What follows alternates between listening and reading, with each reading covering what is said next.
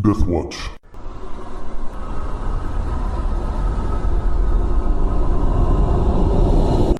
All right, gentlemen, welcome back to the Death Watch Call of Cthulhu Campaign that should not be, where we take an indescribable journey under the Stygian skies where cyclopean structures loom in the background, otherwise known as Peru.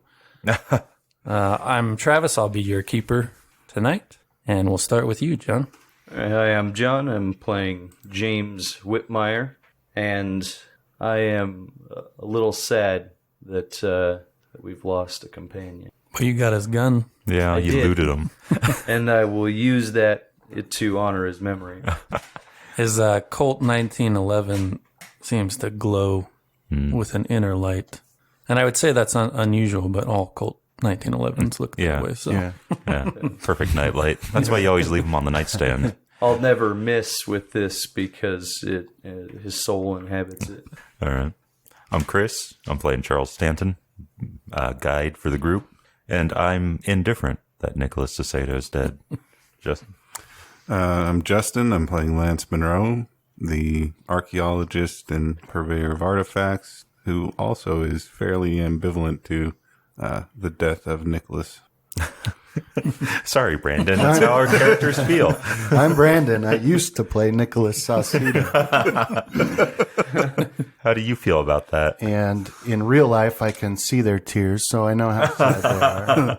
But worry not. Now I'm playing Wallace Andrews, MD, a doctor of medicine from Boston, Massachusetts, who is sort of an expatriate living in Puno and trying to get over some past trauma by volunteering his expertise at a local Catholic hospital. All right, we'll begin with you, Wallace. Lately, you've been fascinated with a series of corpses that have passed through the hospital of late. They were all mummified and all bearing disc-shaped wounds at various places on their bodies, but most often on their chests. And on the night we pick up with you, it's actually March 22nd, and you've just gotten done there was no help for him, he was dead, but examining the corpse of your previous player character, Nicholas Saucedo, may his name echo through eternity. And you have paperwork to fill out, and you take, certain measurements and notes about the nature of the deceased. And as far as how Nicholas looks, it was a relatively clean death, a knife to the heart by your examination. So he didn't have much time to see it coming.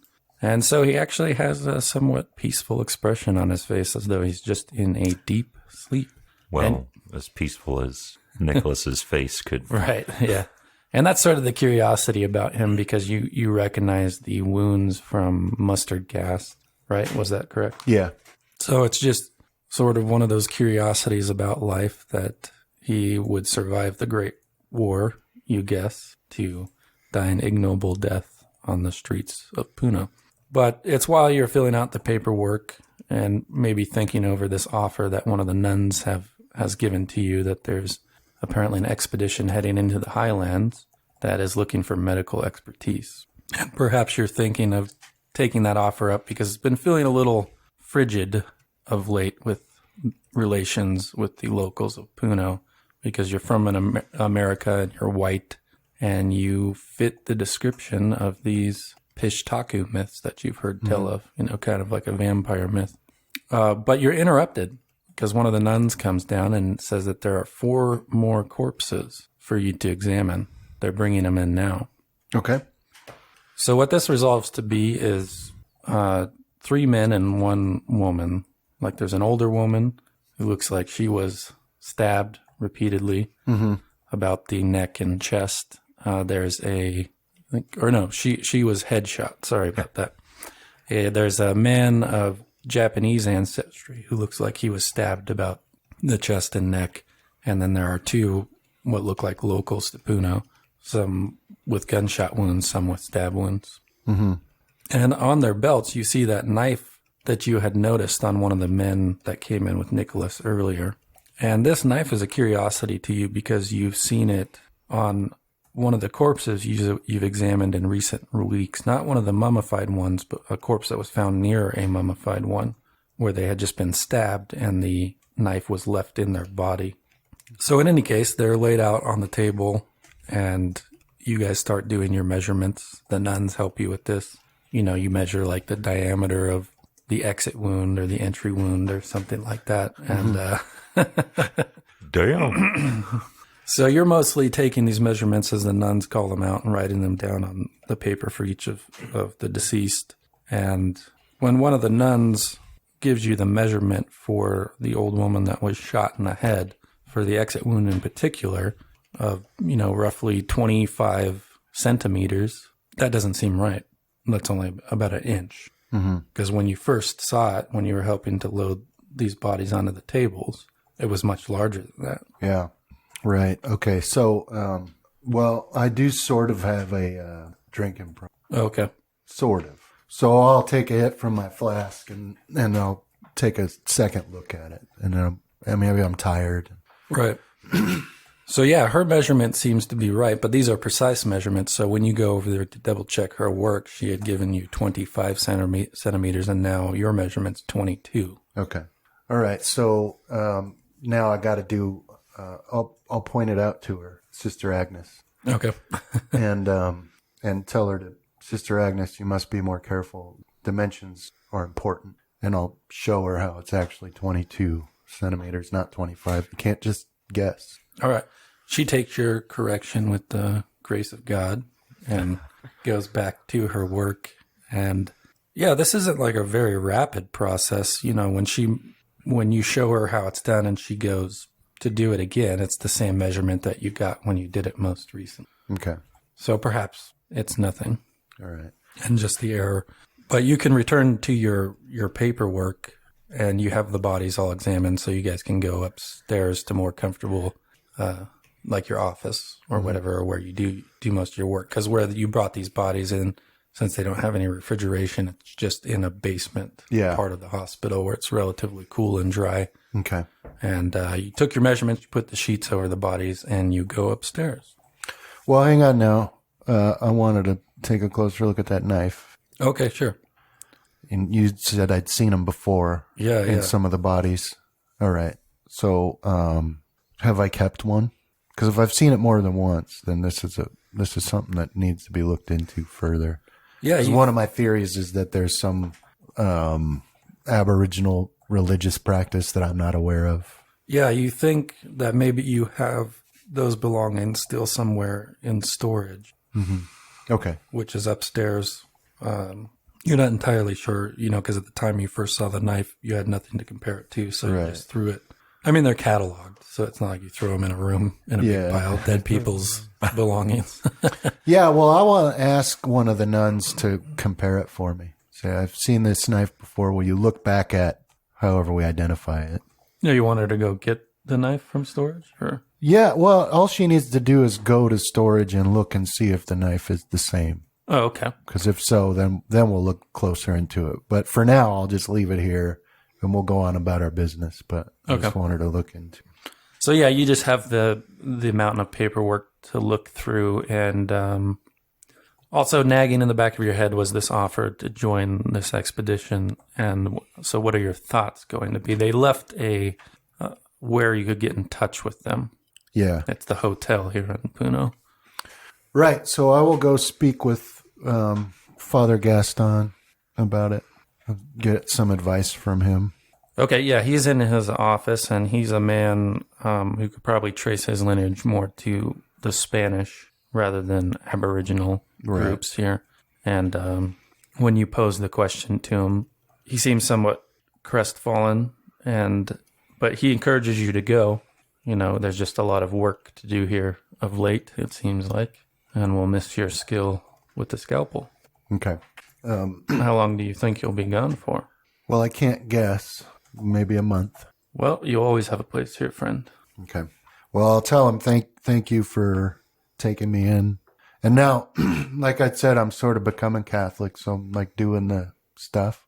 So this is also the guy I do like confession, that sort of thing. So he knows me pretty well. Yeah. Right. He knows why I'm here and what my problems are. So, but yeah, I'll thank him and tell him I'll come back as soon as the expedition's over. But Father, you must understand this local Pish Taco legend has got people spooked, and some of the locals are starting to look at me a little, well, not as warm as I'm used to from them.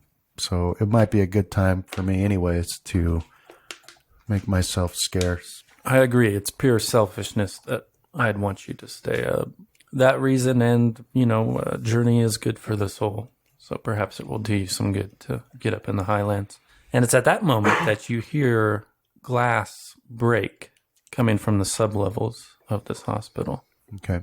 And an alarm look washes over Father Gaston's face. Father, what is it?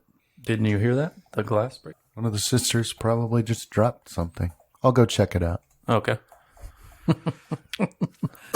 Yeah, I'll go. I mean, he's old. I don't want him traipsing around. Right. So you go down the stairs to the basement level, and it's not an extensive basement. It's really just a room for storing things that need to be in a cool, dry place, and then a room for bodies. And they have those kind of windows where the basement level is partially above ground. Right. That maybe 2 or 3 feet in width, 1 to 2 feet in height, that sort of thing. And as you go into that room, you had 5 bodies laid out there, and now you only have 1, the corpse of Nicholas Saucedo. Okay. Give me a sanity roll. And a broken window, one of those windows. Oh, reminder that I have corpses and gross Right. wounds. Okay. I'm hard sane, yo. So there must be a perfectly rational explanation as to why there are no longer the 5 corpses here and only 1. Because you had this fleeting thought, like they got up and broke the window and left through it. But that couldn't possibly be Somebody stole them for some reason. true. It was the nuns, I knew it. Well, I know that the bodies are hard to come by for dissections, and there are local, what is it, like religions that witchcraft, that sort of thing. But it must have just happened, so I'll run outside to that window and see what I can see. Like I'll grab a torch, flashlight, or whatever. Yeah. Yeah, so, it's dark out there, and you see at least the form of one shape fleeing into the night, but they're at a distance that your light doesn't really pick up any details. Okay. All right, so I'll run back in and I'll go find Father Gaston. Somebody stole the corpses from the basement. They broke the window and stole the corpses. And so they had their stuff too, right? Like their clothes and stuff like that? Or? No, you had removed their Okay, so clothing it's for just- the examination. they That left seemed that. to be left there. Yeah. Okay. Yeah, so I'll tell them the window's broken and somebody's stolen the corpses. All right, so we will leave you with your explanation to Father Gaston and his perplexed expression and jump over to Mr. Monroe. But actually, before we get into that, we will have a constitution roll from everybody except for Wallace, as you've spent a lot of time here and you're acclimated. And we'll see if the effects of the high altitude are starting to get to you. Yes. I've been all over this godforsaken world. A little altitude ain't going to do much. All right, so you guys don't have to worry about anything until you make a roll that your physical ability will come into play. So if you're trying to run or something to that effect. But let me give you some ideas of how that might affect you. You should smoke more. It strengthens the lungs. It mimics high altitude. The mixture of... All right, so some of the things you're feeling now, in your case, Monroe, as you've gotten off this boat you guys rented from the farmer and you're walking up the beach heading towards the city again, is just dizziness and the shortness of breath. But Jackson has been, and this was even before, like on the boat, like you'd catch him looking at you every now and then, as if you were a piece to a puzzle and he can't quite figure out where to fit you. Okay. But then, that it'll be kind of normal. He'll go back to his normal self. And Yeah. but you guys, I assumed, were going to head back to the hotel after your meeting with Nera. Yeah. And then we have, I can't remember which of the 2 hired hands we had with us. You had Ray Flanagan. Ray Flanagan. Yeah. Yeah. So yeah, heading back to the hotel, keeping an eye out for that boy that had followed us out. Okay, yeah, you don't see any sign of the boy when you return to the beach or on the trip back to the hotel, and you guys had to double up on rooms. Okay. And so who'd you get paired with? I'd be fine being paired with Jackson. With Jackson? Yeah. I'd made sure that he was going to be paired with me. Okay. If you remember. He wants to try and become an evil. Yeah. All right, James. So actually, I want an intelligence roll from you. So what we're going to do is see if in the heat of the battle you could... How did you do? Succeeded. All right, so there is something that's kind of been playing in the back of your head, too, is that you... there was a lot going on in the fight that happened earlier today. But one of the things you're fairly certain you saw was that Mr. Monroe commanded one of them to stab himself, and then that the Karisuri did stab themselves. So just keep that in the back of your head as Mr. Monroe enters the room he shares with you. I'd also like to put forth a watch order with at least two of us, perhaps in the hallway, watching in between the rooms. Okay. Because I fear an attack is imminent.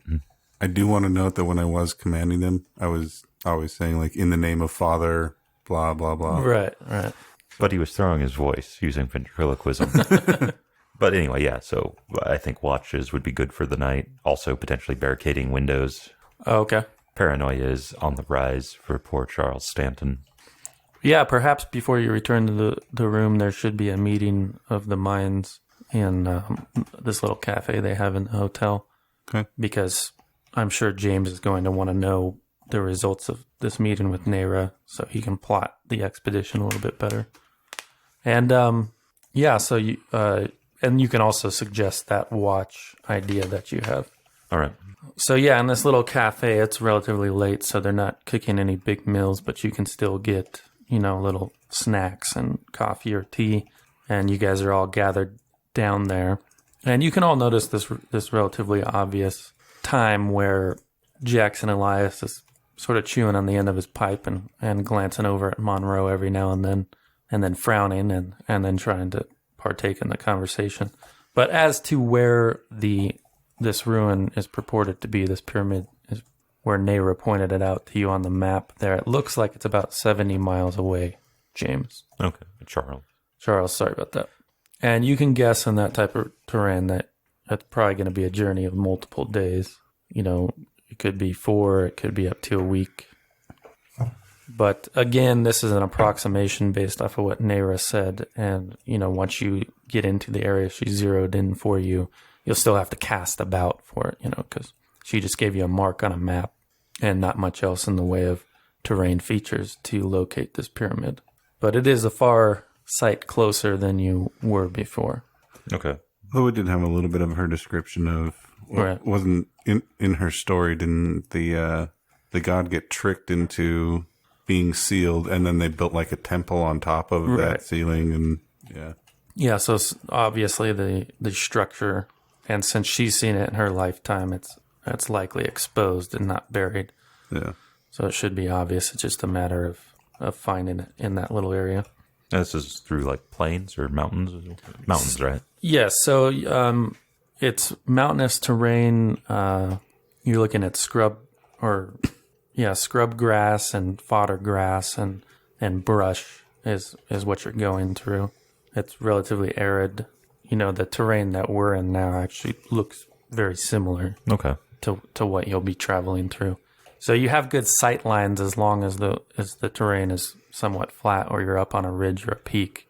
It's if you're in the valleys where you won't be able to see for long distances. Okay. But just looking out to the south from Puno, you can see that it's sort of more hills than mountains, although you do see, when you guys arrived, you saw, some fairly high peaks off to the south, and that just gauging it, thinking to your memory of that view when you arrived and gauging that point on the map, it looks like you're in for some high elevation change. And there's no way vehicles could get in through there? Or... No, there's no roads going that way. You had already, earlier today, sought out the possibility of pack animals, and you think you have them arranged. Yeah, I was just making sure that we're not going to get chased down suddenly on foot by Right. a bunch of trucks or Yeah. something. Yeah, so in your supplies list, I noted the rough cost of everything, which I think you guys have enough cash on hand to be able to cover. And if you keep some manner of record for him, you should get reimbursed by Rupert Merriweather. So it's just the final thing we wanted to determine was how many pack animals you felt you needed. what was it? I think we decided on like 2 for rations and like carrying the tents, and then just a third for ammunition and the machine gun that everyone else doesn't know about yet. Okay, right. All right, so 3 animals. And then did we want to try and hire any kind of a local mountain guide that may know a little bit of the terrain in the area? Well, Mr. Monroe, that'd be up to you, answering in character, sorry. Okay. But I would feel untrustworthy of anyone hired locally right now. Well, Nera was very helpful, and she's a local. I don't think that the Pishtaku has managed to infiltrate every local person. Well, that's a risk I'm not willing to take, but you can. So Charles has recommended this watch order for when you guys go your separate ways to get a night's rest. How do you want to do that?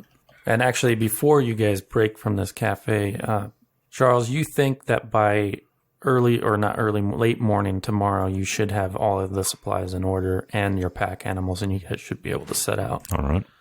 Yes, I believe we should be able to be out of here and on the road by midday.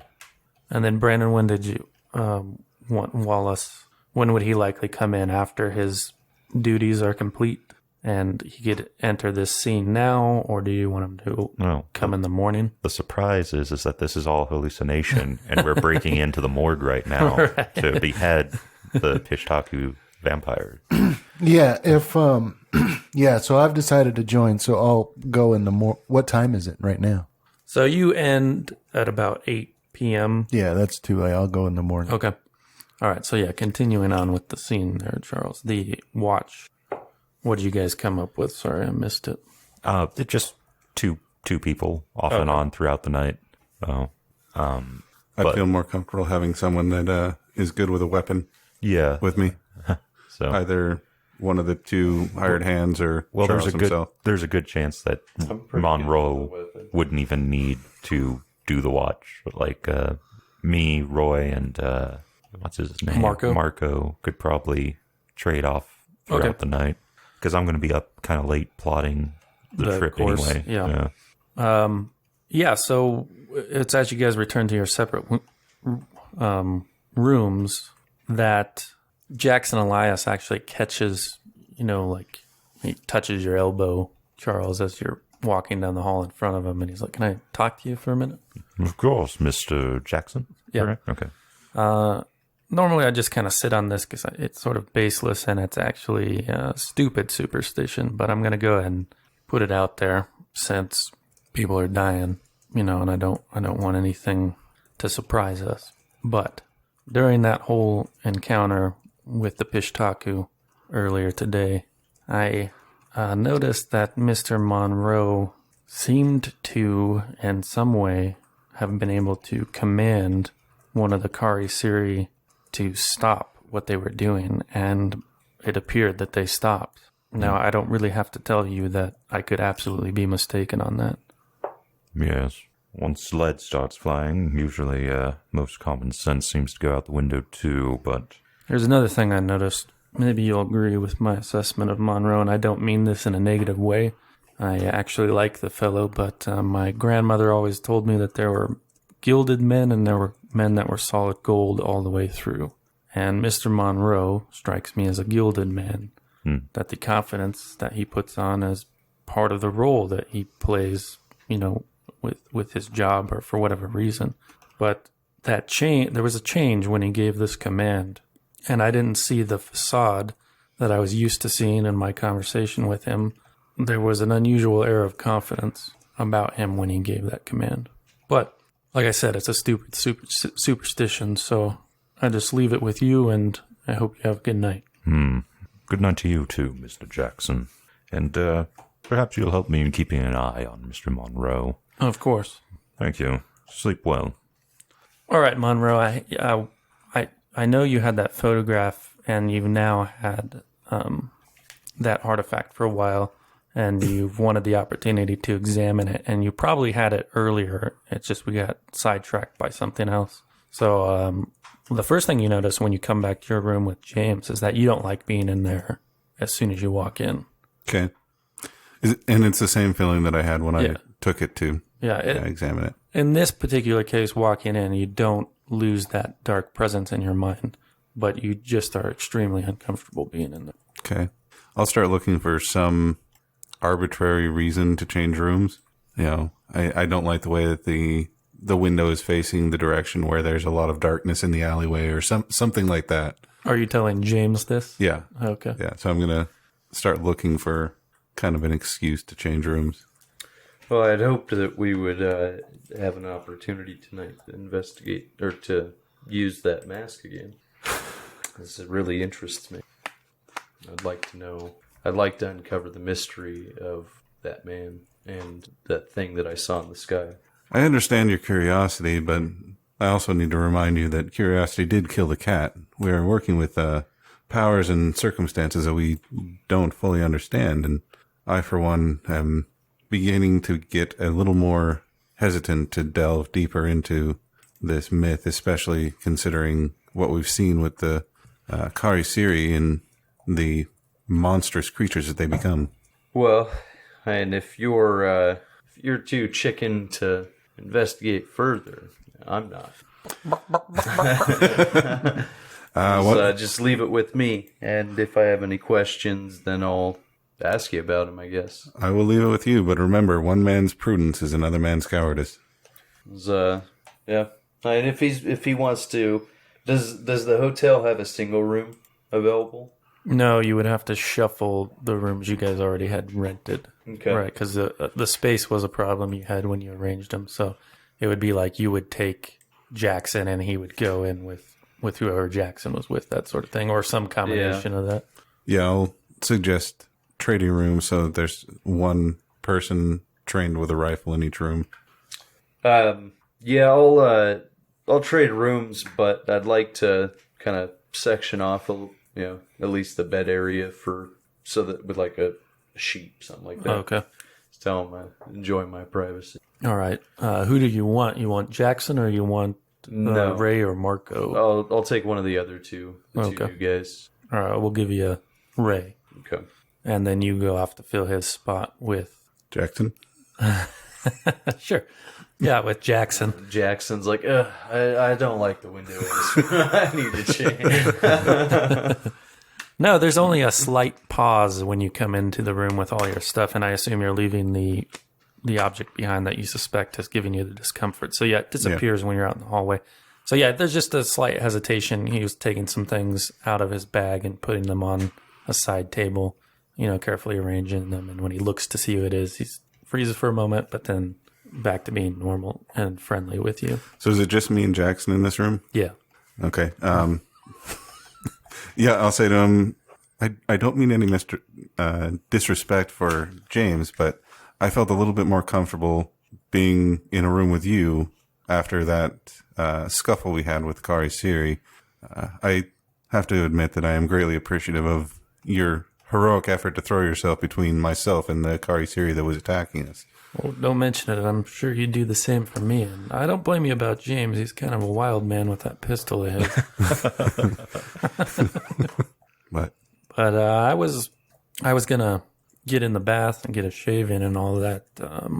Are you prefer the morning or you like the night? I suppose we can switch it up. nothing better to start the morning with than a good shave. Okay, so yeah, he goes off to do his get clean and whatnot. And you wanted to look into that mirror? Yeah. Again? Go ahead and throw that power roll out there. So I don't know if this affects it at all, but I want to, I guess, kind of hold that image of the man painting in my mind while I look into this. Okay. All right. 1d7 twice. Yeah, so that actually seems to work, where you immediately get that vision of the small man huddled in the corner, painting the wall. Unfortunately, it just doesn't reveal anything else. It does do something slightly different, where as this perspective you have of the viewer, where stepping towards the man and about to get a look over his shoulder, perhaps at his face or at the painting on the wall. Like it gets to that point, but then there's a skip and you're back like 3 steps and you come up to him again. And I will say, when you come out of the vision, you're not sure if you can't see the painting because you didn't have a good vantage point, or if you just didn't want to look at what the painting was. Because you got the sense of some sort of polyhedron-like shape that was black, but there was some red in there, like a horrible color of red. That's what leaves you unsettled when you come out of it. Go and give me your sanity roll. Congratulations. Do you know how much sanity you've lost from this? Because you've done it twice now. I believe I was at 4 or 5 last time. Give me a second here. I might I have. thought I had written it down. So you lost 2. You've lost 4 points total. So roll 1d3 for me, and another point. So yeah, that when you close your eyes to lay down to go to sleep for the night, assuming that's what you're doing, or just when you blink, that's what the inside of your eyelids, that color, like the lamp in your room, is that weird red color you saw. All right, so is there anything else any of you would like to do tonight before we go to sleep and skip to the morning? Yeah. So I'll get my stuff ready. Okay. And that means I need to go get, I guess, a whole bunch of gin. Right? Is that when you're supposed to help against malaria or whatever? The quinine and tonic water. Yeah. I'll get that. Gin works and too, though. tonic water. Yeah. Well, you can just drink the tonic water straight. Oh, no. That would No. Well, the gin makes it taste better. Yeah. Yeah, but I'll get all my stuff ready. That way, if they let me join, I'll just be ready to go. All right, so you guys go to sleep, and nothing interesting happens during the night except now that you're roomed up with Ray Flanagan.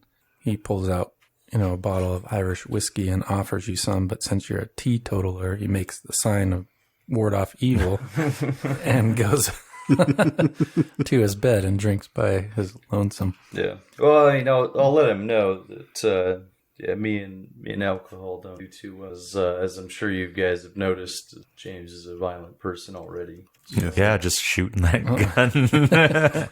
I've noted it several times. He's a destroyer of masonry in small chunks. Yeah, I haven't really seen you be violent. And a beheader of prisoners. That was Nick. I was going to. Everyone. But he got to Yeah.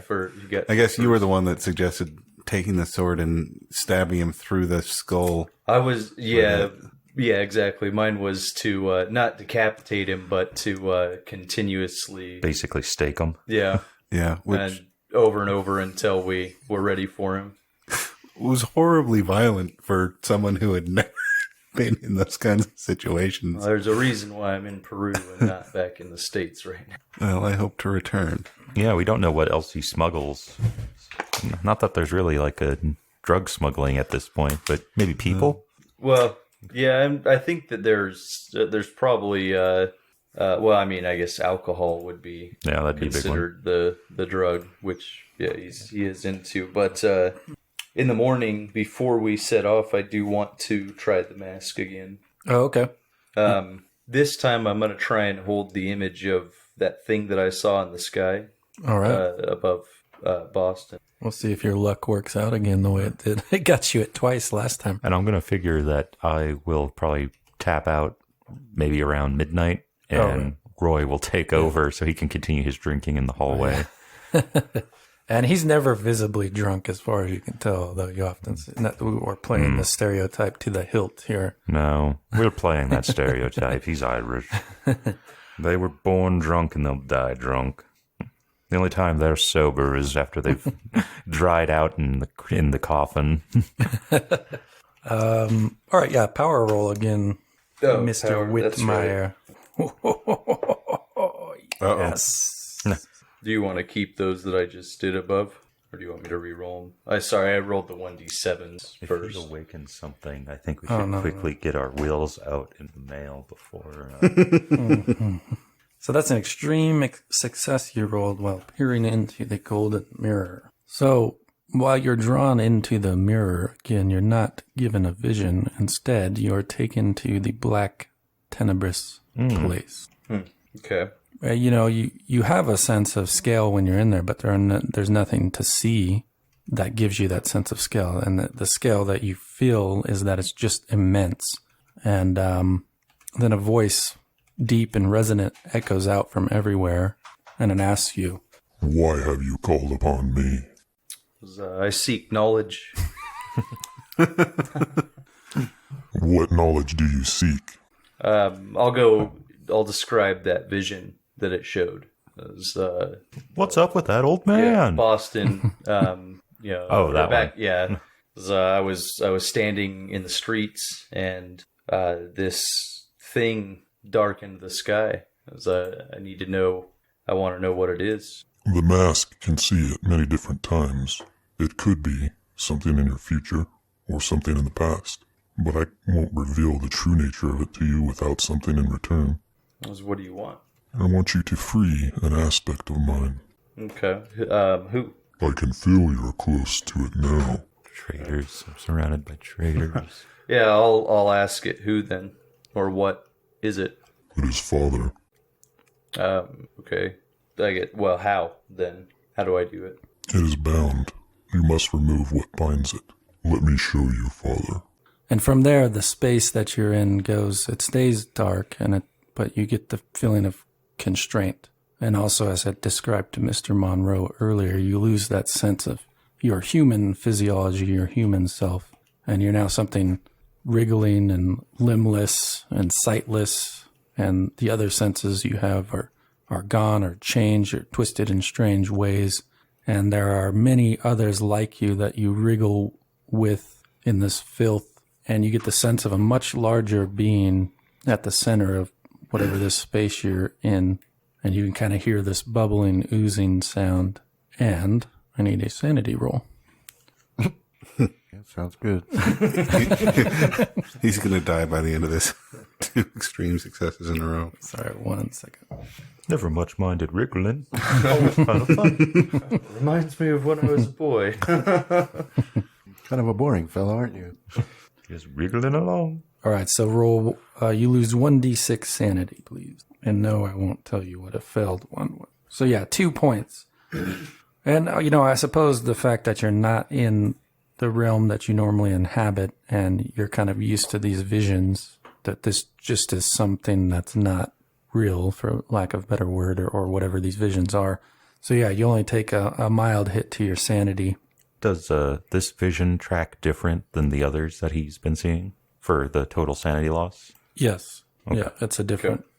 this is an entity that you're experiencing. All right. Can I speak still?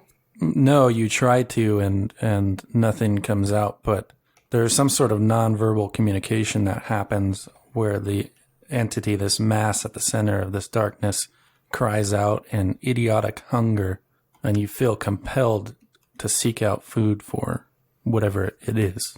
What does it eat? Well, it's not saying anything, and you have no idea. And you're zapped back to the infinite tenebrous place. Okay. So I'll ask then, is that what I saw in the sky? Free me, and I will reveal more. There are others with me that may not allow me. That's your problem. Hey, bro. I'm just sitting here floating in nothing. It's your problem. I sense that one of my children is near you. You could use it to change them to be more amenable to your will. Not enough elephants. How would I use it? Just put it into their body, and it will do the rest. Okay. Is that the one Nicholas has been carrying Yeah. around? That's what I'm thinking. Son of a... I'd like... He's not even around to get the consequences of bringing. I'm going to ask it if it can offer me anything else. You seek power? Yes. How dare you? What are you seeking?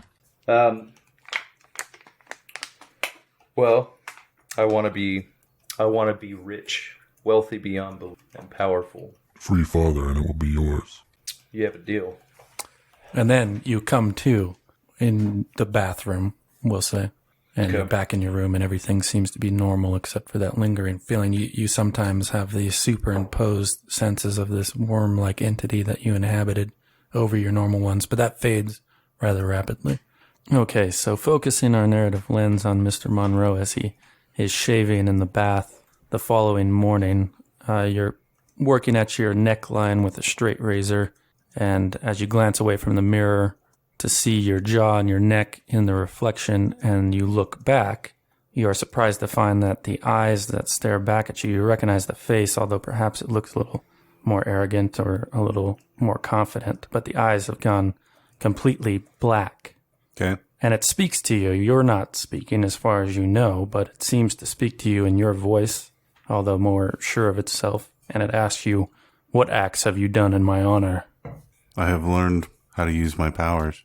I feel you drawing closer. Yes, we will be there soon. I know that one of my children is near you. Perhaps if you are traveling with others. It needs to look like an accident. Good. And then you're back to normal. It's your normal reflection. Okay. So can this thing sense what I'm actually thinking and feeling? It doesn't seem to. You're not as it has questioned you, Okay. right? It doesn't seem to be Were you lying to it? omniscient. I'm not going to tell you. But I do Well, I'm need not asking. a sanity roll from you, Justin. What? Yeah. Everything you do has a sanity roll, Justin. Don't be surprised. You don't lose any sanity. All right. Okay. So I think at this point, you guys have gotten So where is that thing? Who had it? what thing? It's in Nicholas's room Oh, it is? with possibly a guard that doesn't know what it is. Well, the guards were in the hall. Yeah. The entire night? Yeah. So they didn't sleep at all? No, like It was they rotating. switched out. Okay. But the guards were in the hallway. Well, one of them was with Yeah, one of them was bunked up with yeah, me. one of them was bunked up with him, and Jackson and I were in the other room, and then you and the second guard were in the third room. Where was Nicholas supposed to stay? Well, Because it's possible that the other guard, other than Roy, was We alone only in the had room 2 with rooms. Nicholas's. Yeah. Oh, we only had yeah, 2? so it was Okay. it was supposed to be a 3 and 2 because we didn't know that these other guys had joined up. Okay, so they had their own room. Yeah, so they, I guess you would be, yeah, you're in it's in your guys' room at this point because you guys would have been bunked up with. I guess it would be 3 and 3. Yeah, it was 3 and 3. Were you staying with me in Monroe, No, I think. I don't think it was or were actually you discussed staying yet. with? Yeah. Yeah, it had been established, but Yeah. we'll put Nicholas in. Well, just roll a 1d100 for me, John. Okay. And a sanity check. So yeah, Nicholas, there's been an empty bed there all night with you and Ray, where Okay. Nicholas was supposed to be. Well, is when I come back from using that mask, is Ray still sleeping?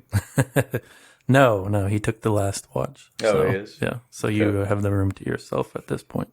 All right, so all that I will secure that then Okay. in part of my gear. Yeah, and as I had described to Nicholas in a previous session, if you perchance remove the covering and look at it, it seems to rear up and do this rapid shake where it's so quick that it's blurry. And then it'll go back to almost no movement whatsoever. Yeah. Well, I'll tell it that it'll have a host soon. All right. Well, So I think you guys have enough time to take a quick breakfast in the morning, and then Charles has had your arrangements, like porters and stuff, to get this all ready at the edge of town so you can set out. yeah. Here you're just waiting on the final few items to arrive. Yeah, I'll also, during breakfast, I'll be going over the map again, making sure my Okay. my plotting out's all right. Yeah, your estimates look pretty good. You know, you think you might have a 5 to 10 mile radius that you're looking at once you get to this where this mark is at. So Oh, and I'll be dressed differently instead of my usual, like, semi-formal stuff. I'll be now in, like, the standard, great white hunter type gear. Right. So, like, the kind of, like, greenish or tanned khaki pith helmet, all that stuff. I guess I'd be wearing my coveralls that I would normally be wearing during an excavation. okay. And it's as you guys are gathered down there for this breakfast, although Ray and Marco don't seem to partake in your guys' group. They go on to do other things. One goes on to to make sure everything's gathered and nobody's going to disrupt it while you guys take your breakfast. But it's at that moment that the three of you become aware of some, not commotion, but you hear an exchange out in the lobby. You actually hear Whitmire's name. Somebody's looking for Mr. Whitmire. is the sense you're getting that they're asking the host Get your elephant gun. where Whitmire's at. Got And it that's right that's here. actually you, Wallace. Okay. Shoot him. Yeah. So I'm looking for a Mr. Whitmire, please. Yes, and so the woman at the desk there, she points into the cafe, and you can see it's just all glassed window. You can see in there 4 men sitting around a table, and she points out Whitmire amongst the 4. Okay. We've been ratted out with Maya. So yeah. This is the doctor that examined Nick. Maybe Right. That's true. You guys do recognize him. Yeah. He was technically in the room when Nick died. No. No, he wasn't. But if I hear my name, then yeah, I'll give that quick explanation that this is the physician that had examined Nick, and then I'll stand up and go to greet him. Okay. Yeah. So you can see that I'm not here just to talk about that because I'm dressed like I'm ready to go out in the wilderness now. Okay. Well, And, I'll assume that you're then the one that decided to accompany us when I asked. Yeah. And that's what I'll ask you is, I'll come over and say, I heard you're looking for someone with medical experience on your expedition. I'd like to join. I'm a medical doctor. stick my hand out. No small skill. Welcome aboard. So, yeah. Yeah, so I've got a gambler hat. It looks a little out of place, but otherwise I'm dressed in like rugged, expensive-looking, well-made clothing for, All right. Yeah. So this including like a machete at my waist.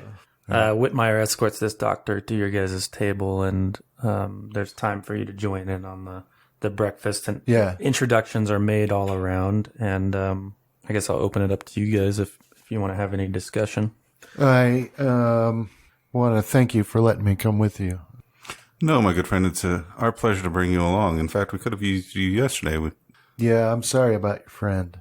Yes. Even if I'd been there, there wouldn't have been much to do for him, though. I, for one, am sorry, even though the rest of you may not be. No, I can tell how But I'm heartbroken sorry. they are. So what exactly is it that we're looking for? Well, good friend, it's a pleasure to meet you. My name is Lance Monroe, and I am the archaeologist within this expedition. These gentlemen are Charles. I can't remember his name. His last name. Stanton. Charles Stanton and James Whitmire. They are the ones that will be leading the expedition, as my knowledge of the rugged terrain in the area is somewhat lacking. But my knowledge as far as artifacts and ancient civilizations is where I excel. Yeah, so when he does that, I'll shake everybody's hand and say, Dr. Wallace Andrews, pleasure to meet you. I'll say, as we head into the mountains, we expect to find some ruins of particular note to one of the purveyors of an archaeological society, I suppose you could call it, back in the United States. And as we have come to understand, we have great need of someone who has some medical knowledge that can help us should any injuries or problems arise. Well, I look forward to it, and I appreciate you letting me come along. Do you expect a lot of danger? Because your friend was stabbed. That doesn't usually happen by accident. That was definitely not what we were expecting to happen. There were a couple locals and a couple non-locals that tried to accost us in an alleyway. Does that ring a bell? Oh yeah, the 4. Yeah. Well, let me give you some background information too, as you've lived in Puno for a little while. Is that robberies in the hills are quite common, although murders as a result of the robberies not so much. Right. But yeah, like the 4 corpses coming in right after Nicholas Saucedo came in. You can kind of put a couple things together. On top of that, too, as you were leaving this morning, the hospital, grabbing the last few items, a whole new fresh batch of corpses had come in, and you didn't have time if you were going to make this expedition to really see what it was all about. But the nuns said that they were from one of the floating islands. Mm-hmm. Okay. Yeah, well, so I'll just bring that up that I believe the people responsible for the altercation in which your friend died showed up on my table not too long after your friend. Surprising. Well, what's surprising is that somebody somehow broke into the basement through the window and stole all 4 corpses before anybody at the hospital was able to see who it was. I'll exchange a look with Charles. My good friend, sometimes what you think you know is not what you know. I suppose that's true. If you've But been I do know that I examined all 4 corpses. I have no doubt that they were corpses when they arrived. But whether or not someone broke in to gather them, or whether or not somebody broke out to take them with them, that's a completely different idea. Well, there was only nuns. Why would the nuns be? Most of them aren't even physically capable of carrying corpses out through a window in the basement. At that point, Jackson, he's kind of looking over your shoulder, Monroe, out at some of the glass that looks out on the street. And he's like, well, look at that. And he draws your attention to a group of men, some with clubs and staves, one with a rifle, is walking down the street in the group. It doesn't look like they're heading into the hotel or anything like that. It almost looks maybe like a militia patrol, that you would be more familiar with that sort of thing cropping up. Yeah, so I guess around my cheroot, I'll kind of mumble, looks like a local militia's been formed. Yeah, well, there's been a lot of murders. These bodies have been showing up for a while now. Some of them mummified, despite being killed way too recently for mummification to take place, either naturally or unnaturally. And at any rate, the locals have this myth called the Pishtako. I'm not sure if you've heard of it, but they were white, and so are we. It's actually one of the reasons I'm going on this expedition. It's probably not a bad time for people like us to make ourselves scarce until we figure out who's killing these people. I agree. I'll pull out my pocket watch. About what time do we got? Yeah, it's a good thing you'll be leaving promptly. And we should be setting off soon. I hope you've gathered everything you need. Yeah, you can see I've got all my stuff. I'll look at his boots. What type of boots you got on? Are they... They're really, really good boots. But are they good hiking and Yeah, traveling they're boots? good wilderness. Yeah, Okay, wilderness then I won't boots. say anything to the negative on that. Yeah. Well, I grew up hunting back in Montana, so I'm not a stranger to the wilderness. So you have some skill in firearms? Yeah. Excellent. We're down a man. Put an on apple on your head. I'll shoot. that. Mr. Monroe, do the honors. Yeah. Well, I've met Jackson several laughs people at that I would be more than happy to volunteer for the position. I'm afraid I'm not one of them. And in the conversation, Jackson actually gives his somewhat outdated hypothesis that he believes there's a cult in the area that uses this Pishtaku myth, and they're kind of acting out, some of what they do. He thinks that's probably who's behind these murders. One of the local healers here had told him or pointed out certain people she thought belonged to it.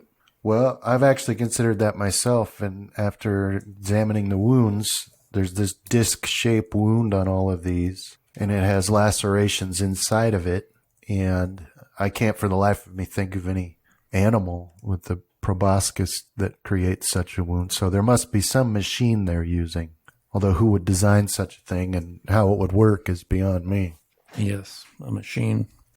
I don't mean to alarm you, but we actually saw a wound like that all the way in Lima. Take that for what it is. Perhaps it's more widespread than just locally, this cult. That was not the impression I got talking to this Yaturi Nera, but it appears to be the case. It's in Lima. Yeah, with Charles looking at his, pocket watch, Jackson will be like, so is it time for us to go, Charles? I would prefer to have been out of here a while ago. But yes, let's make our departure. Did anybody get a good look at the city? Maybe we can find a way out of here that won't run us afoul of those militia groups. I believe we're going to run afoul of them no matter what. Jackson, you've been here before. You know the layout of the city. Perhaps you can devise a path. Can I know? Yeah, I could give you a bonus. Do you have any skill in navigate? We've been around between me and Nick and us going around to the hospital. I could give it a shot too. I feel that I could probably get us out up into the hills. I at just have a least. 10 navigate. If you want to navigate, I can do that, guys. Well, I Okay. I actually have navigated 70. 75. Oh, So you two can argue over Yeah. which direction. But yeah, I'm the go for it. navigator. yeah. And figured as a smuggler, I'd probably need to have that skill. Yeah, so I mean, you and Nicholas, rest in peace, took a somewhat circular route around the city yesterday while you were tailing the two Kari Siri before the fateful hour. So you think you noticed a path that might take you out of the main boulevards and get you roughly to where Charles has arranged all the pack animals and goods to be. Okay.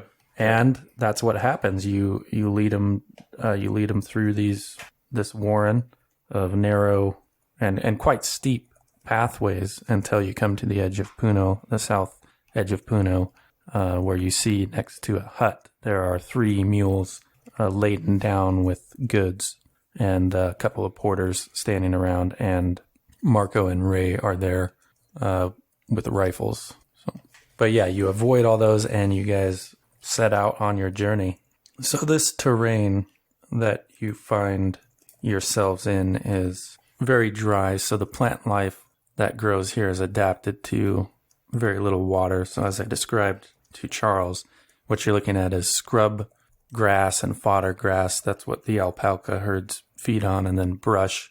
In some cases it can grow quite thickly, which might worry Charles to some degree, as if somebody were to hunker down in it, they'd have lots of cover.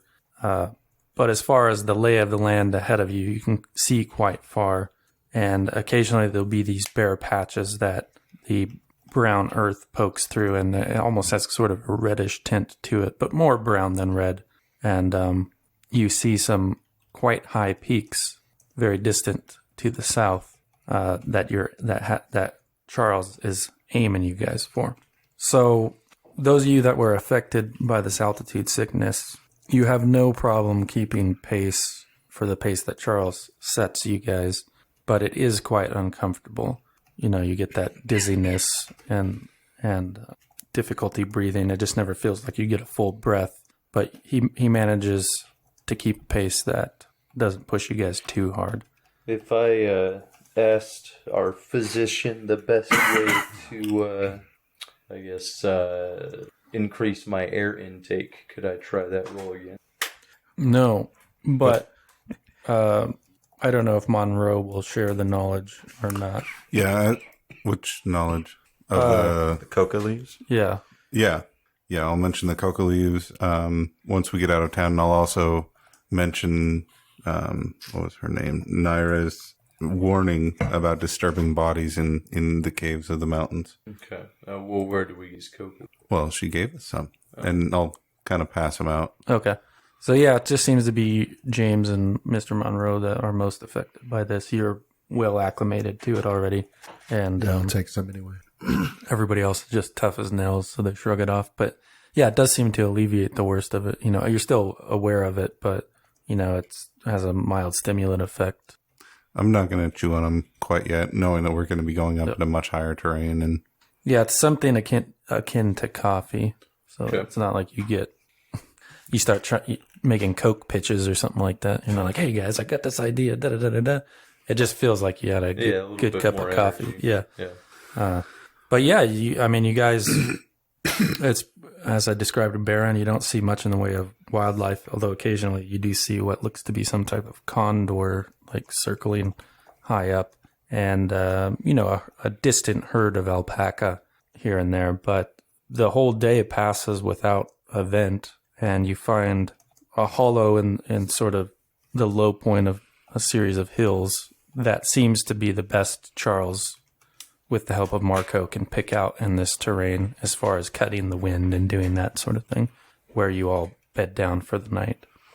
throughout the day, I'm going to be talking with Jackson and trying to see if I can pinpoint what I've said that may have insulted him or whatever has him looking at me like he does. So how do you go about doing that?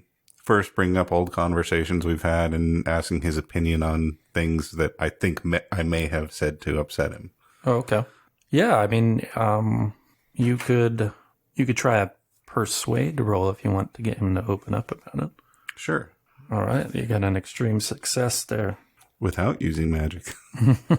Don't forget to do the marks. I already had a mark there. So Yeah. I don't know if I can put a mark near power and No, you can't. sanity. No, it'd be navigate. That requires I got that a already. critical, right? Yeah. To increase a stat. Power can also increase with a critical luck roll, or if you succeed on a power versus power roll without any. Luck being used. Yeah, right. Or Time for me and bonus you or to anything. start challenging each other. Well, So in the case of your spell use on James, it has power versus power. Yeah. Not on the Kari Siri, though. Yeah. Okay, so, yeah, he's like, all right, I don't have a problem with you, Mr. Monroe, but I do need an explanation. And I hope it's a rather good one, because you make me quite nervous, because I just can't get out of my head how yesterday, just before Nicholas was killed in the alleys, you appeared to command one of the Kari Siri. So yeah, you have kind of stopped, and he's turned, to confront you on that. Yeah. And I'll be honest without being too revealing. Okay. And I'll say, I don't fully understand what happened there. In my desperation, I called out and said, in Father's name, I command you to stop. And they stopped. And I don't fully understand why or what is happening with this. So what I want to take is De Mendoza told us about this being Father. Yes. And just as a random, Hail Mary, I guess, even though they might not use the Yes. expression. In desperation. Yeah. You tried to appeal to whatever might be their deity. Yes. Are you talking about the woman that had pinned me to the ground? Yes. Yes. I commanded her to stop in the name of Father, and she froze for a moment, and then a man tackled her off of me. Well, I suppose it passes muster. But I really wish we had kept Mendoza so I could ask him more questions about this.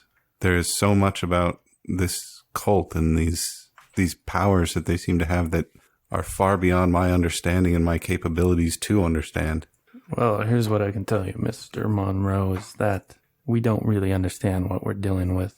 I agree. And one of our members have already died. So even though there might have been more information, some information isn't worth the risk. Yes. And you do well to remember that.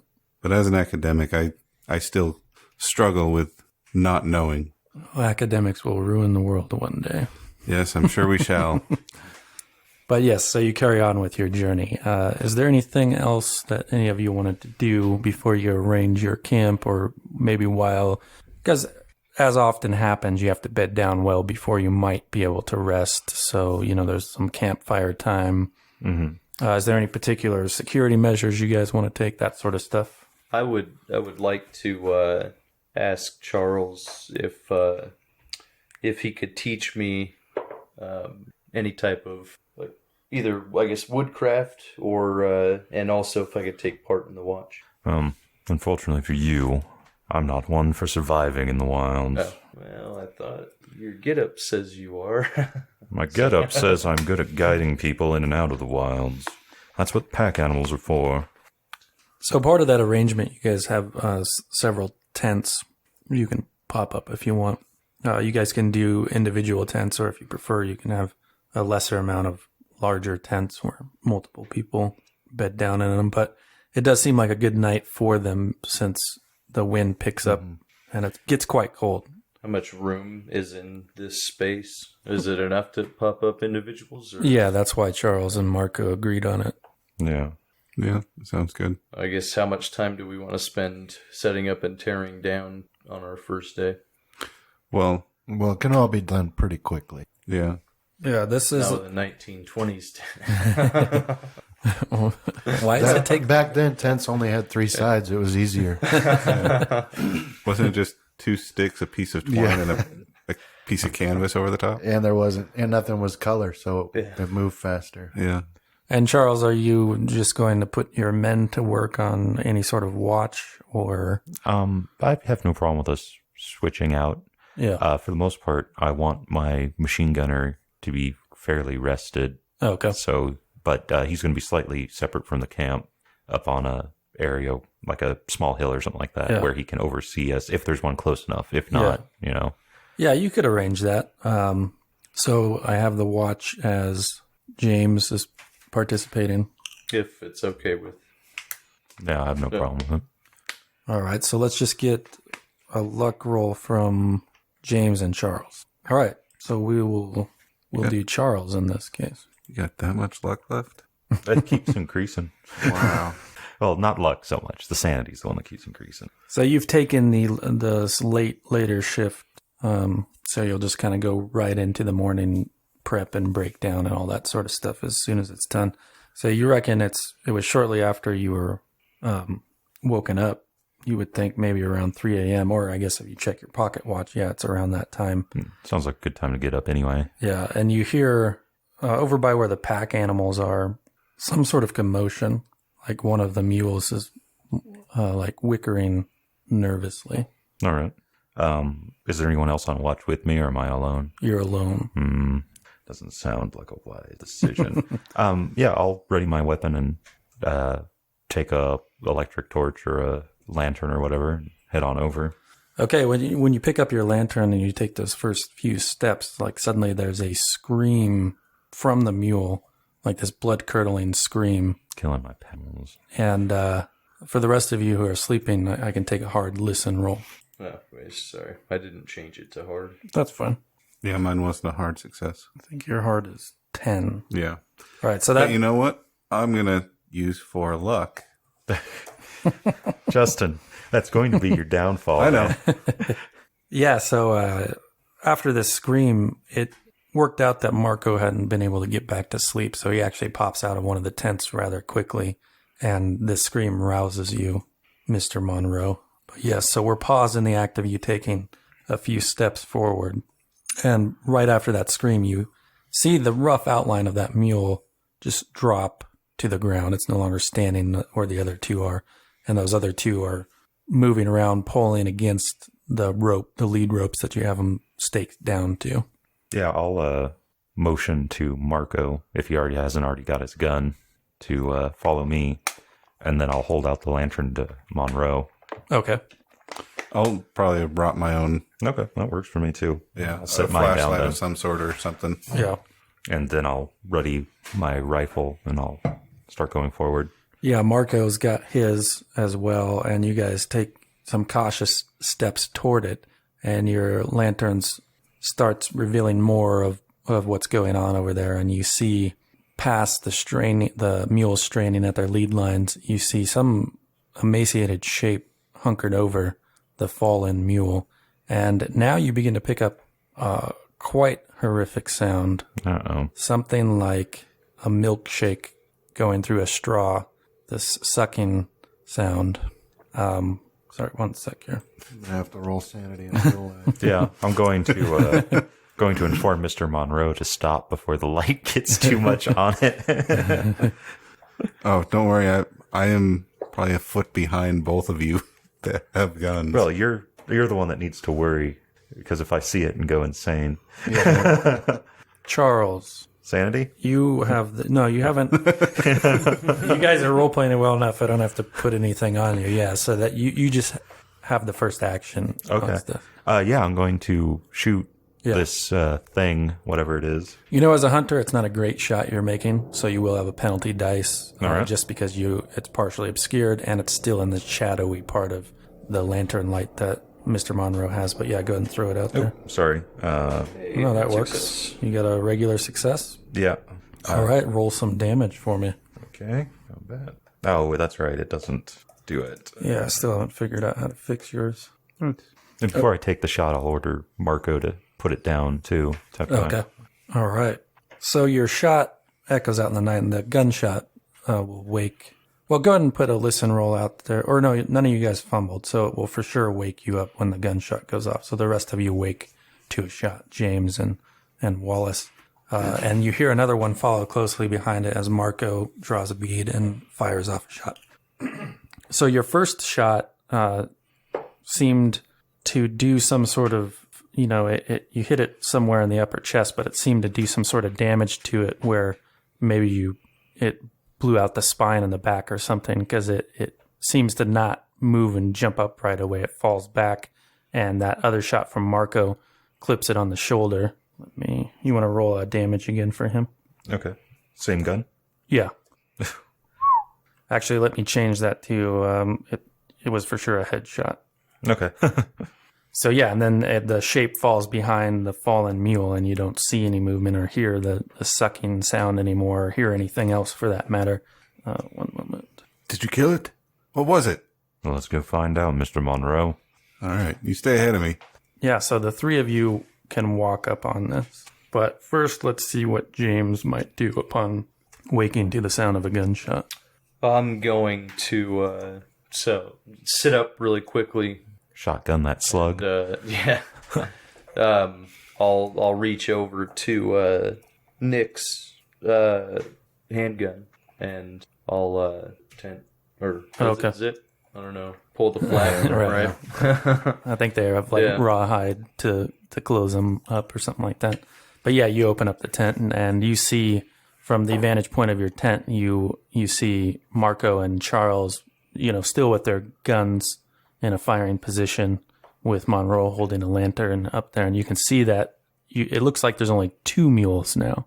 Okay. So yeah, I'll call out and ask if everything's okay. No, it seems one of the mules is down. This bloody creature took it. What do you want to do, Wallace, when you awake to the sound of that gunshot? Yeah, well, I'll immediately grab my rifle and I'll be kneeled down and I'll poke out. The barrel. Yeah, poke my head out to see what I can see. So you see a similar view, just from a different angle. So you're kind of more facing them. Okay. And the mules would be off to your left somewhere. So you get more of a quartering towards shot of them. Right. And so you can kind of see various worry on their faces, maybe distaste on Charles at the loss of a pack animal, potentially. But yeah, anyhow, good. Right. Well, so then I guess I'll just surmise that for some reason they had to put down one of the mules. And so I'll head out to take a look. And maybe it's wounded and I can help it. Okay, so with the five of you gathered out there, who's going to go up and look at the dead? Oh, all three of us. He's got the light. Okay. Yeah. So me, him, and Marco. Yeah, I'm going to stand slightly behind them and hold the lantern high enough that it goes over their head. I'll come up next to him. Okay. All right, so you see the mule. Did Ray wake up, or Roy as well? No, he's actually somewhat distant from you guys. Okay. Oh, he was the machine gunner? Yeah.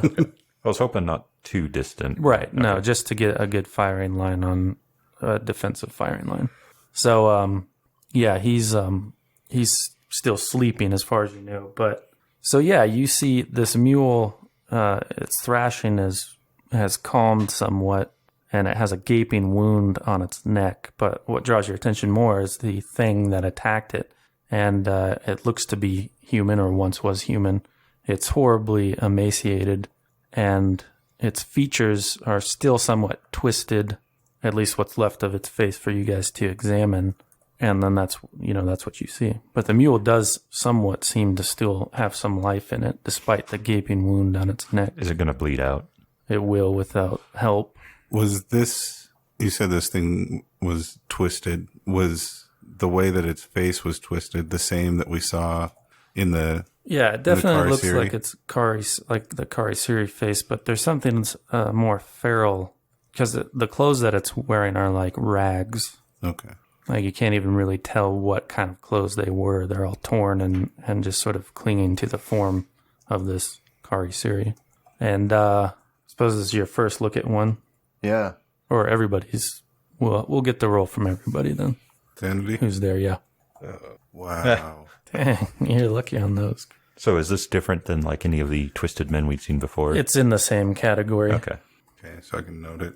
All right, so for those of you succeeded, you lose no sanity. It looks like just you lose 1d6 potentially. Ouch. Okay, so all right, so you jump back like a few steps just in fright in seeing this. You think you might have have gotten acclimated to it by now, but that doesn't seem to be the case. Yep. How much had you lost from it, though? I don't think I'd lost any before. Oh, so you haven't seen it? Or you just the succeeded? Closest thing that I had seen to it up until this point was the lady when she went to try and drain me in the last combat yesterday. You just powered through her. And the one-armed man you never get a look at. Yeah, I never saw his face. So okay, so yeah, 4 points, but it's not. You're not in temporary madness or anything. But you just jump back involuntarily, and you are in danger of tripping over one of those lead ropes that the mules are tied up to. So, give me a dex roll. Could I help him? I'm next to him. Give me a luck roll for positioning. Okay, yeah, good. Yeah, I'll say with your help, you have well, we'll give you the dex roll to move fast enough to catch him. All right. Yeah, so he was definitely going to go better than Nick. backwards, and his arms were somewhat, windmilling with that lantern, and it was okay? fluttering. Are you okay, Mr. Monroe? I got you. But he stabilizes you. Mind your feet. That is not natural. Right, so I want to step forward and get a better look then. Yeah. I agree. So you see, it has a human physiology. I mean, you're used to looking at horribly mangled or desiccated corpses, or corpses in bad positions or bad states, and you're able to identify them as human. And that is the case except for the face of the thing, where the mouth has changed into some rather large disc shape, and it's open in sort of an idiotic death rattle position, and that tongue is just sort of lolling at the edge of that dish. It's a bony lancet-like tongue, and you see many teeth, like rows of teeth, like a shark might have. Yeah. All right. And perhaps it's your fascination with that protects you from sanity loss. Yeah, that's what I'm going to play it as. It's sort of like a shock. Oh. But what I can do to distract myself from it is take a look at the mule and see if I can help the mule. Okay. And at this point, Jackson has come up. He's just in his pants with the suspenders over his bare shoulders, and he's got his 45 out there, and he sees what's gone on and looks somewhat resigned. But I need an opposed roll now. I need your stealth and everybody else's spot hidden. But rather than giving a lot of different chances, I think we'll just figure out who has the best spot hidden and just do the one-on-one. Wait, what do you want me to roll? What's everybody's spot hidden? 53. 45. 75. So Dr. Know-It-All. 75. Yeah, so we'll have your... I'll roll spot hidden. Yeah. Dude. Don't I get to automatically see if I can raise it when I get a critical? I don't know. Did we do that? Isn't that thing you passed out? That Wasn't that ability?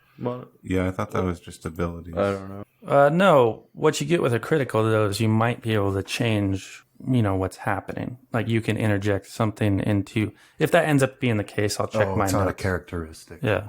I'll have to check my notes. But so what you see, and you're kind of the worst person to see it, though, is you see that James was there a moment ago, and then he went back to his tent, and now he's come out with...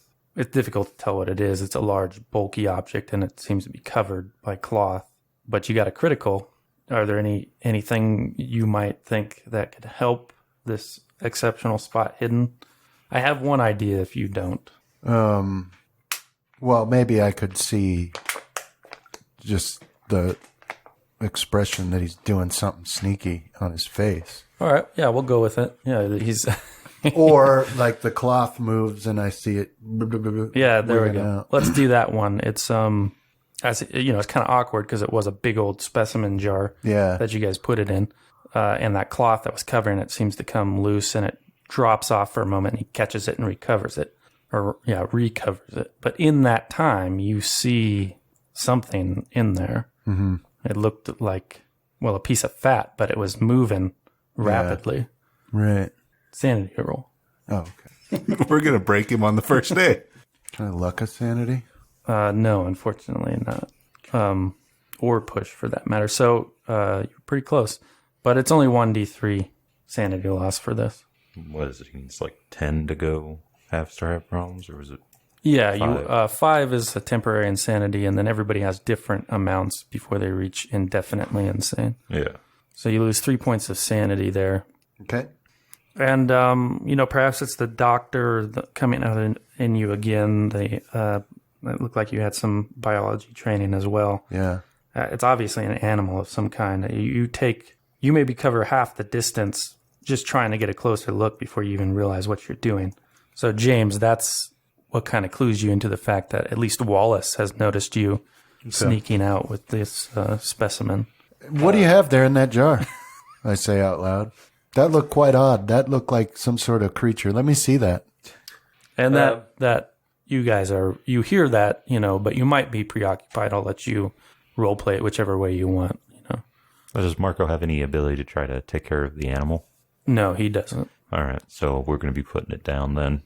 I'll order him to cut the creature, not the animal, the thing's head off. Okay. And I'll go to start shooting the animal when he starts Talking. And I'll kind of look over and see what's going on. Yeah, Marco's a good soldier, so the command has drawn him away from, whatever else is going on. He just goes to sever this thing's head, and but the rest of you turn to Wallace's exclamation. And you see James, he's covered it by now, but he has a rather large object in his hands covered by a cloth. So I'm going to tell them that I heard this thing. Moving around in there. I almost wonder if it drew whatever that was as part of a fast talk. Okay. We can role play it as we've been doing, or we can leave it to a roll and we can do the Prefer to roll, I guess. the penalty Yeah. die thing. So again, I don't want to stack the odds, although maybe I should. So what I'll have you two, since you're kind of more in the know, Charles and Mr. Monroe. You can either roll fast talk or psychology, whichever you're higher against. That's opposing his fast talk. Well, if he's saying that this thing possibly drug it here, Yeah. I'm just going to tell him put it down. I'm going to shoot it. And I was gonna take it off take it out in the woods and toss it. No need. Don't want it crawling back. I'm going to try the psychology because he's been acting a little bit strange with that mask. So it looks like James got a fast or a hard success in that. Yeah. So yeah, I believe that he is telling the truth, right? But I'm going to shoot the thing. Okay. And of course, Monroe, you can override what the dice tell you. It's just you'll give James a penalty die at some point in the future. No. Okay. I'm even though I'm a little bit suspicious of him, I have no reason to Yeah. suspect that thing didn't creep him out. It creeps me out. Well, other than the fact that didn't happen, that's what makes it the lie. It didn't react in any way. It's totally plausible. So, but yes, you have Charles Stanton there just saying, why mess around, put it down and be done with it. And then we'll put the remains in the fire. Okay. Why are you side-eyeing me? I'm just wondering what Monroe's thinking about all this. Monroe's power plan. He's all right. Well, so what I wanted to do was like, hey, what do you got there? What's in that jar? Let me see that. But that's like, because I got a critical, so I'm like immediately distracted. But I want to say, hold on a second when I hear him give the order to put the mule down. Oh, okay. Because that'll like draw me back. Yeah. So I'm like, well, wait a minute. And let me at least take a look at the mule and see. I might be able to save the mule. All right. But yeah, like when he says, wait a minute and all that stuff, I'm kind of not too worried. Like, Okay. Yeah, he can go for it, but this thing needs to get put down for sure. Mr. Whitmire. So we have everyone here except for Ray, right? Mm-hmm.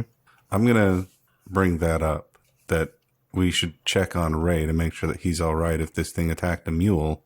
All right. Marco's he's come up to join you, and he's put his knife into his sheath, and he's like, I can do that, boss, if you want. All right.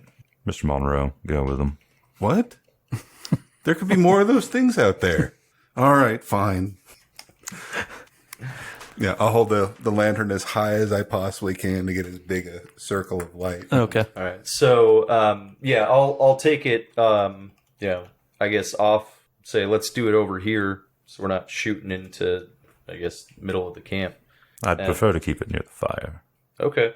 So I'll set it down. I want to kind of try and break it as I said it, right? Just like fast and hard to break the Now jar. that I think might require another roll from him. Not that I'm going to succeed at that one, but Well, are you trying to because Yeah, I mean, I'm not gonna just like smash it, but yeah, can go and like turn my body to him and go to set it down.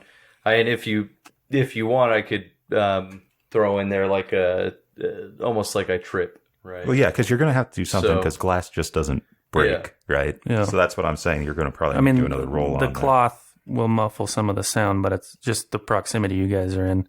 You can either roll with penalty or not penalty. It'll be a hard. I suppose in this case it's more stealth or sleight of hand if you happen to have that high. Stealth would be higher. So yeah, you need a hard stealth, and you just need the regular spot hidden. that. All right. Nope. Oh, Jesus, come on. All right, so we got the failure on the stealth from James Whitmire and a so you critical really do success. just pick it up and slam it down. Apparently, Awesome. Yeah, so you got any ideas on how you want to make this action obvious to yourself? Because you have that critical, so something, or do you want to inject something into the environment that might be beneficial to you? I'm going to say that he just was a little too overeager. Like he's nervous right now. He wants to keep the thing in there alive. Is that Yeah. And so he was just a little too overzealous in his action, and it was a little too obvious. All right, so yeah, you definitely have him made as being up to something other than what he's been saying so far. Yeah. So yeah, I'll cry out, like blast, and I'll take a shot at the thing. Hopefully, Okay. before it goes to wriggle away. All right. So yeah,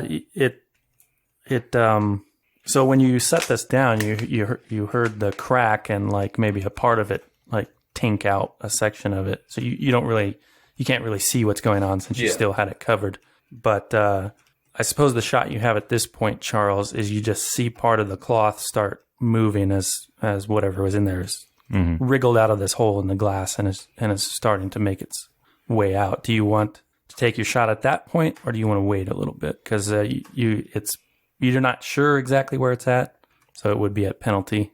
I think this thing kind of spooks me, but also it's more important that it just gets that's like the main thing. Like there are some things that you see and you're like, oh, that's a majestic creature. Too bad I'm going to have to kill it. Then there are other things where you're like, no, this needs to be lit on fire. So I'm going to take my shot with penalty. Ooh.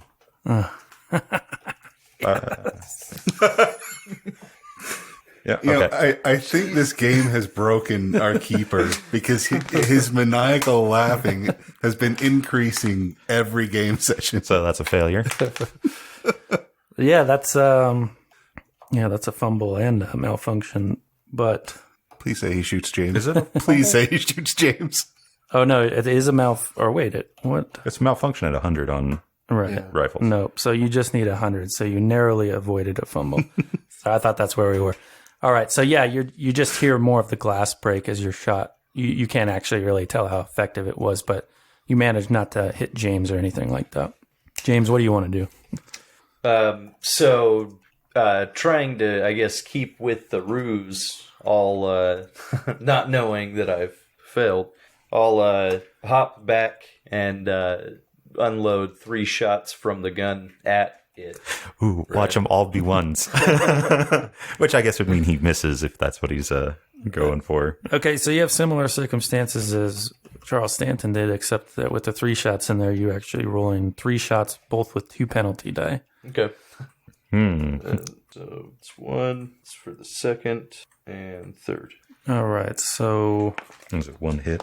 the first one actually hit. Yeah. So go ahead and roll your damage. So yeah, I mean, the idea behind that was I wanted not to hit it. So I don't know. No, we can definitely go that way. Yeah, as maybe like ping close to it, right? Yeah. So let me see. Let me look at those failures again. We kind of have to get creative. Did we have any bad failures? 70 71. versus 28. So yeah, you managed to avoid hitting it with the other 2 shots, but I will say that one did hit it. So go ahead and roll the damage for your... Is this the 1911? Yeah. What is the damage? It's 1d10 plus 2, I believe.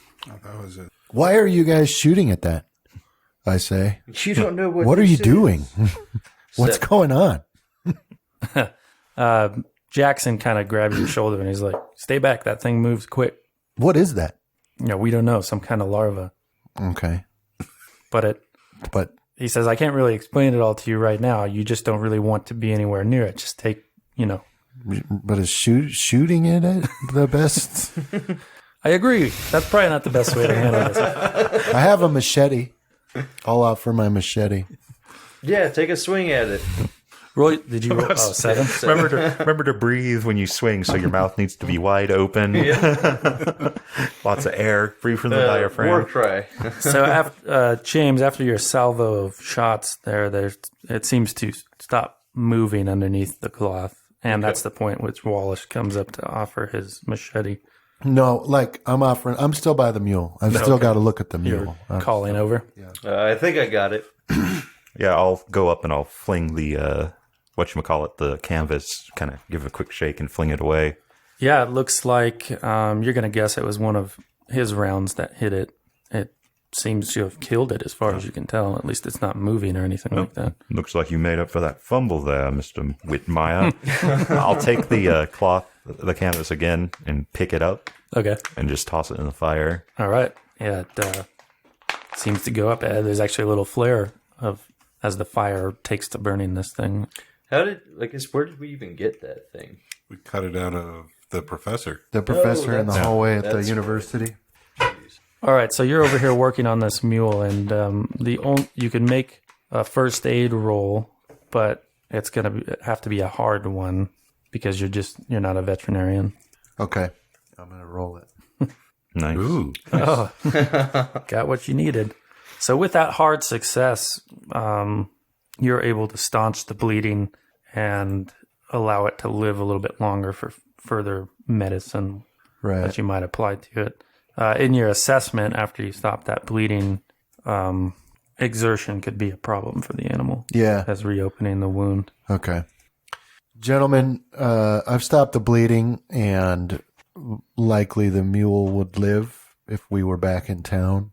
But in my estimation, any attempt to continue on with us would be too much exertion for it. So a waste of time, then. Right. Well, I suppose you could look at it that way. You think it would make a good recovery, given rest and whatnot. So it's not a type of injury that you feel it would be better to put it down. Right. Like maybe we ought to just let it go, make its way back to town. There's no need to destroy it.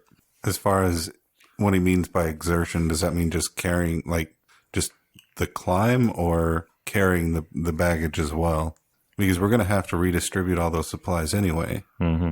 Yeah. And if it could survive and begin a recovery process while we're just walking without the supplies, then we could still take it with us. Yeah, you, Wallace, you think that, any strain, there's a certain element of luck to it and the animal's hardiness, but any strain could potentially, so either bearing the load or if it had to travel a particularly steep path. Right. It's just that muscles working could cause that wound to reopen. Yeah. Even after you get it stitched up, Yeah, I think this mule's gone as high as it's going to go with us. And so, Mr. Monroe, you've walked up there with Marco to this tent. It's not very far away. It was just to give him a good look at everything down there. And Marco unties the rawhide straps that are keeping the tent closed, and you open it up and you put your lantern in there, and you just see an Irishman drunkenly snoring away on his cot. Okay. Or on his bedroll, I suppose. Okay, that's what I was hoping to find. All right, Wallace, with the horse as patched up as you can get them, or get it for now, you've focused your attention on the corpse of what the others have called a karasiri, or maybe sometimes they say a pishtaku. Yeah. And you were wanting to examine it. Yep. So at this point, Marco, who seems, just watching the interplay of the group, seems to take orders from Charles, had severed its head, and it's laying off several feet from it.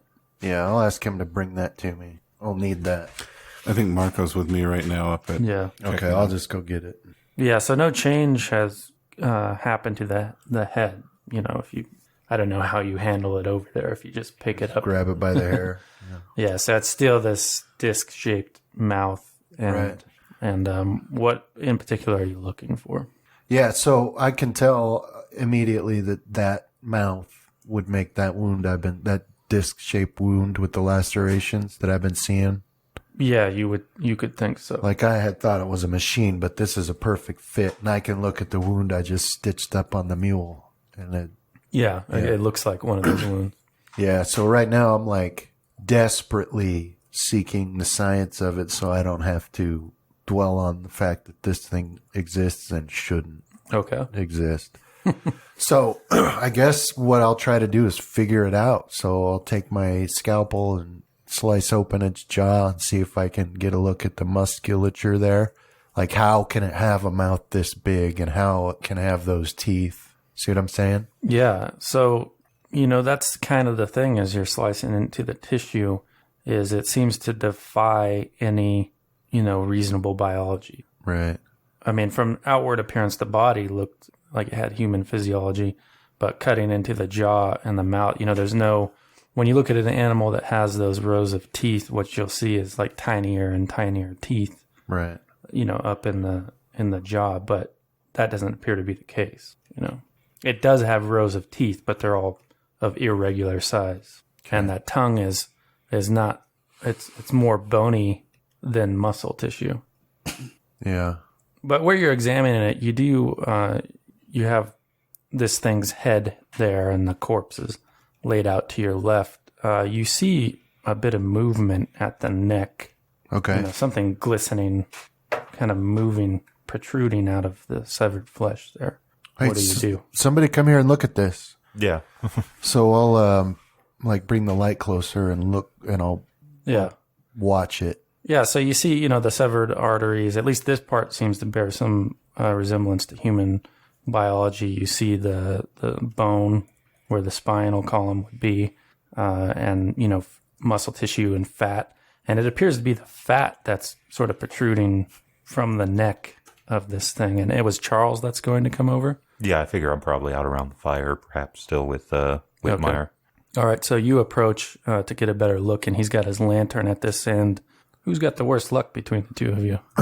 Probably me. I am so glad I'm not there. 55? 55. 65, sorry. Okay, yeah, 55. All right, Charles, give me a luck roll. All right, so that fat, which at first looked to be part of the neck, detaches and lunges at you, but its aim is bad and it misses, and it lands on the grass and it starts slithering around erratically. Try to shoot it. What's your dexterity? 40, I think. Okay, yeah, so it does go to Charles. Okay. 50. Sorry, 50. What? Oh, maybe it is you first. 68 dexterity. Okay, yeah. Go ahead, Charles. Any penalties or bonus? No, you would ordinarily get a bonus, but its small size makes it a difficult shot. So just the regular roll's fine. Oh, low. Yeah, Wallace. So you learn something about your traveling companion, Charles, is that he's a cool customer. It's a dead shot. And he just shoots this, you would think it's about as big as maybe a rabbit or something, maybe slightly smaller. And he shoulders his rifle, fires off a round, and it stops moving in the grass. And you had barely gone for whatever I think you had your machete nearby. Mm-hmm. Oh, your machete, please, Mr. Yeah, I'll Andrews. hand it to Yeah, him. I'll stick it in What to the heck? the slug. I'll take that over the fire and flick it on there. Thank you. And I'll hand him his machete back. Yeah, so I'll want to clean that good. I suggest you all get back to bed. If we're done here, we'll be setting out early in the morning. All right, so I'll go back to my rotation, my guard duty. there's not much more time before sunrise and the need to set off again. Is there anything else anybody wanted to do? Yeah, I'm not going to go back to bed. I'll do a full dissection of the rest of the body then to see what else I can discover. Oh, okay. Yeah. I mean, are there more of those in there? What other alterations have been made to the body? That I won't stop you, Mr. Andrews, so give a shout if anything happens. Thank you. Yeah, so you cut, you what is that called? A vivisection or whatever, where you... I think Viv is when they're alive. Oh, okay. So you... Might be a vivisection. Yeah, right. Yeah. you cut them open and open up, the chest cavity, and you're poking around in there, and you see that normal human physiology. But, somewhere in the guts, you see like a weird fatty deposit that had attached to the stomach that is unusual. You wouldn't know what that is. It doesn't look like a tumor or anything like that, but it also doesn't appear to be moving like the thing that came out of its neck. When I get back to camp, I'll be disgustingly near him. Yeah, I'll be curious. And so I don't know if I can stand to actually watch him cut up the body, but I'll like glance over anytime he makes any kind of exclamation and I'd say, what did you find? Yeah, to see a medical professional do this sort of thing, it does kind of throw your perspective of the universe off kilter, because once you're a corpse and somebody who's trained in this sort of thing goes about it, it's very efficient, and any of the sanctity of life, although if Kari Siri are part of the sanctity of life, that's to be debated. But yeah, he's just, kind of, he'll say like what he's bringing out, and like, he doesn't have very many tools here to measure it except what's in his bag, so he does as much as he can, looking for other abnormalities. But other than the fatty deposit on the stomach, on the outside of the stomach, you don't really see anything. Although, while you have gloves in your bag, it's kind of difficult to keep the gore and viscera from getting up on your arm or something like that. And you start to feel a tingling feeling from where the blood has splashed on your arm. Oh, weird. You would recognize it as an acid. Ah, okay. The Or burning like a sensation. chemical burn or yeah, something. Yeah. It's not exactly painful at this point. Yeah, so it's like lemon juice or something. Yeah, but you would need to get it I'll cleaned make up. sure to wash it off. Yeah. But yeah, for this session is where we'll leave it after Wallace finishes up his examination and the rest of you go to get what rest you can. And we will pick up next time with day 2 of our journey into the Peruvian highlands. All right. Thanks, man. Travis. Thank you, guys. Thank you.